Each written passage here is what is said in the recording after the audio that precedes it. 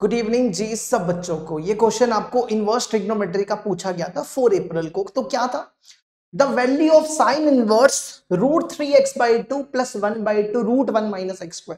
आपको इसको सिंप्लीफाई करके ना बताना है कि इनमें से कौन सा ऑप्शन हो सकता है।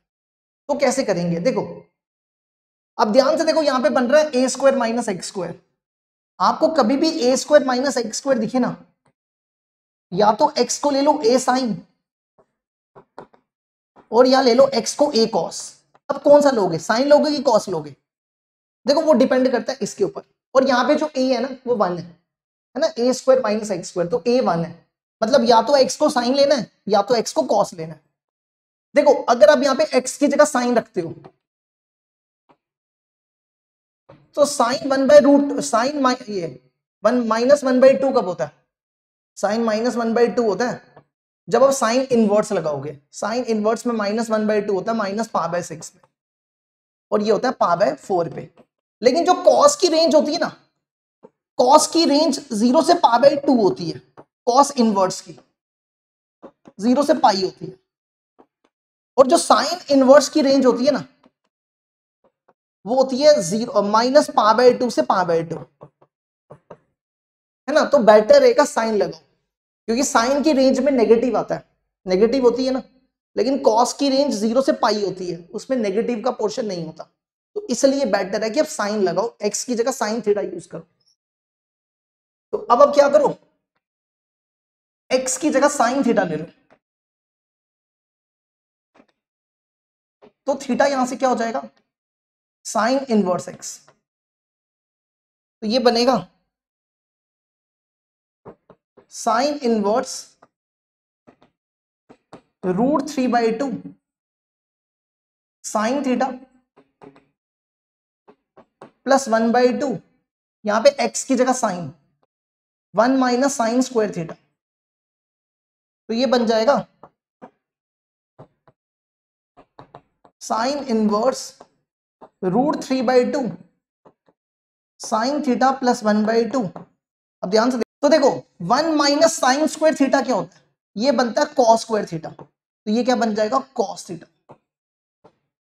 अब इसके बाद आपने क्या करना है, यहां पे ये फॉर्मूला बनाना है, sine a cos b plus sine b cos a।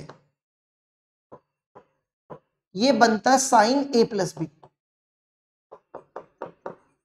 इसको क्या लगा दो, साइन a प्लस b। तो हमें ये बनाना है। तो ये बनेगा साइन इनवर्स, सबसे पहले लिखो साइन थीटा। देखो हमें क्या चाहिए, साइन ए कॉस बी। तो √3/2 कॉस कब होता है, कॉस 30 पे। तो लिखो कॉस π/6 प्लस, फिर हमें चाहिए साइन बी कॉस ए। तो साइन 1/2 कब होता है, साइन 30 पे 1/2 होता है, और इंटू कॉस थीटा। ये बन गया फॉर्मूला, ये बन गया sine A cos B sine B cos A. ये बनेगा साइन ए प्लस बी। तो इसको लिख दो sine inverse sine theta plus π/6। अब आपको चेक करना पड़ेगा इसकी रेंज क्या है, ठीक है, क्योंकि आप डायरेक्ट नहीं लिख सकते हो बिना चेक किए हुए। देखो